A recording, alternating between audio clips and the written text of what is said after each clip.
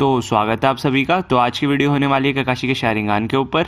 तो जैसा कि आपको याद ही होगा कि कुछ टाइम पहले हमने एक वीडियो शारिंगान को एक्सप्लेन करते हुए बनाई थी और मुझे उस वीडियो के कमेंट्स में ककाशी के शारिंगान को लेके काफ़ी सारे डाउट्स देखने को मिले, तो इसीलिए मैंने इस पर एक अलग से वीडियो बनाने का डिसाइड किया। तो आज के इस वीडियो में मैं ककाशी के शारिंगान को पूरी तरह से एक्सप्लेन करूँगा और सारे डाउट्स को दूर करने की पूरी कोशिश करूँगा। और अगर आपने नारुतो अभी तक कंप्लीट नहीं किया तो मैं आपको सजेस्ट करूँगा कि पहले आप नारुतो को कंप्लीट करें, उसके बाद ये वीडियो देखें ताकि आपका कोई भी एक्सपीरियंस स्पॉइल ना हो। तो इस वीडियो को स्टार्ट करते हैं। ककाशी हताके, जिसे ककाशी ऑफ शारिंगान के नाम से भी जाना जाता है, उचिहा क्लैन का ना होने के बावजूद भी शारिंगान आई को पोजेस करता है और इसके सबसे स्किल्ड यूजर में से एक है। ककाशी ने शारिंगान आई की मदद से 1000 से भी ज्यादा निंजुत्सु कॉपी करे और एक दूसरा नाम कॉपी निंजा ककाशी हासिल किया। तो आज की इस वीडियो में हम ककाशी की इसी शारिंगान आई से रिलेटेड काफी सारी चीजें कवर करने वाले हैं, जैसे ककाशी को शारिंगान कैसे मिला, ककाशी शारिंगान को छुपा के क्यों रखता था, ककाशी ने मंग्योक्यो शारिंगान कब एक्टिवेट किया, ककाशी पे रेनिंगान क्यों नहीं है और ककाशी ने शारिंगान क्यों खो दिया। तो सबसे पहले हम बात करेंगे ककाशी को शारिंगान कैसे मिला। ककाशी को शारिंगान थर्ड शिनोबी वॉर के दौरान एक मिशन फेल होने के बाद ओबितो से एज अ गिफ्ट की तरह मिला, जो कि उस समय ककाशी का टीममेट और फ्रेंड था। और ओबितो ने कुछ समय पहले ही अपने सेकंड स्टेज के शारिंगान आई को अनलॉक किया था। शारिंगान मिलने के बाद ककाशी की चिदोरी की डिसएडवांटेज भी दूर हो गई और अब वो चिदोरी यूज करते हुए अपनी स्पीड को पूरी तरह से कंट्रोल कर सकता था। इस मिशन के फेल होने के बाद ककाशी को शारिंगान के साथ साथ टीम वर्क का सबक भी मिला। जब ककाशी अपने मिशन के बाद मिनाटो और रिन के साथ कोनोहा वापस लौटा तब बहुत से लोग ककाशी के उचिहा क्लैन का ना होते हुए भी शारिंगान पोजेस करने के अगेंस्ट थे, लेकिन उस समय के उचिहा क्लैन के हेड सास्के और इताची के फादर फुगाकू उचिहा थे। उन्होंने ओबितो की लास्ट विश की रिस्पेक्ट करते हुए ककाशी को ओबितो का ये गिफ्ट रखने दिया। तो अब सवाल आता है कि ककाशी शारिंगान को छुपा के क्यों रखता था। ककाशी को हमेशा मास्क के साथ साथ अपने हेडबैंड अपने लेफ्ट आई के ऊपर पहने देखा गया है, जिससे उनका ज्यादातर फेस छुपा रहता है। कुछ फ्लैशबैक एपिसोड्स में हमने ककाशी के बचपन की तस्वीर देखी है जिसमें उसके पास शारिंगान नहीं था और अपनी लेफ्ट आई को भी कवर नहीं करता था। तो ऐसा क्या हुआ कि वो मास्क के साथ साथ अपनी लेफ्ट आई को भी कवर करने लग गया। तो इसका एक ही रीजन है, वो है अपने चाकरा को सेव करना। उचिहा क्लैन के मेंबर शारिंगान को अपने चाकरा से अनलॉक करते हैं और अपनी मर्जी से शारिंगान को एक्टिवेट कर सकते हैं और बैटल के बाद अपने शारिंगान को डीएक्टिवेट भी कर सकते हैं और फिर उसको एक नॉर्मल आई में कन्वर्ट भी कर सकते हैं।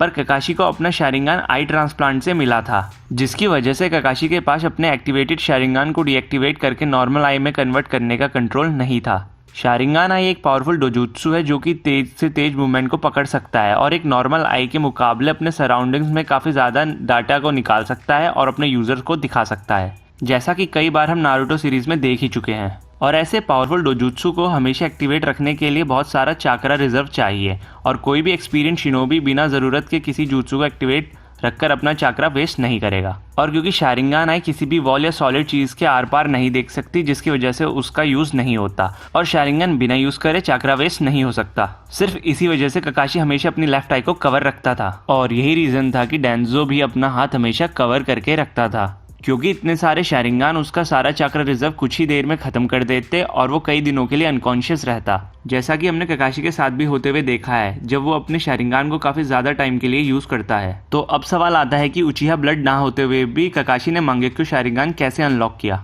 लास्ट वीडियो के कमेंट सेक्शन में सबसे ज्यादा यही क्वेश्चन पूछा गया था।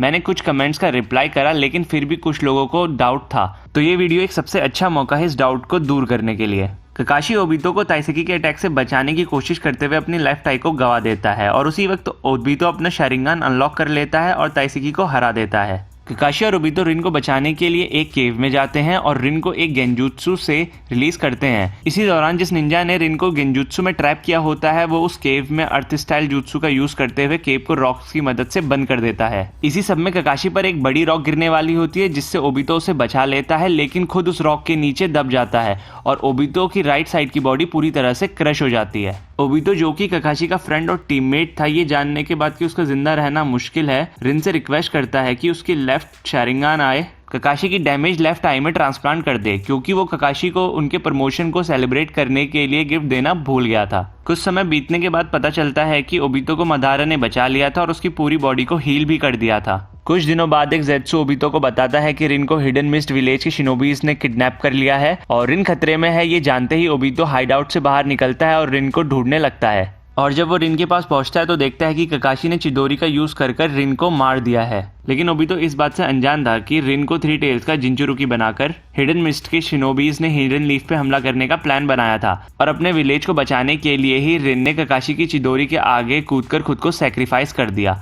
लेकिन ओबितो को ये सब देख के ऐसा ही लगता है कि ककाशी ने रिन की जान ली है और ककाशी ही उसकी डेथ के लिए रिस्पॉन्सिबल है। ओबितो जो कि रिन को बचपन से चाहता था, उसकी आंखों के सामने उसका दोस्त रिन की जान ले लेता है। ये देखकर उसके इमोशंस की कोई लिमिट नहीं रहती और उसका ब्रेन एक स्पेशल चाकरा को रिलीज करता है जिससे ओबितो के ऑप्टिकल नर्व में एक पैटर्न बनता है जिससे उसका शारिंगान रिएक्ट करता है और 3rd स्टेज पे पहुंच जाता है और फिर मंगेक्यू शारिंगान में इवॉल्व हो जाता है। और ये स्पेशल चाकरा ही ट्रिगर होता है मंगेक्यू शारिंगान को अनलॉक करने के लिए। और हालांकि ककाशी जो कि हिडन मिस्ट के निंजास पर अटैक करने जा रहा था, लेकिन अचानक रिन के सामने आ जाने से उसी के हाथों उसकी टीममेट की जान चली जाती है जो कि मंगेक्यू शारिंगान को ट्रिगर करने के लिए काफी होता।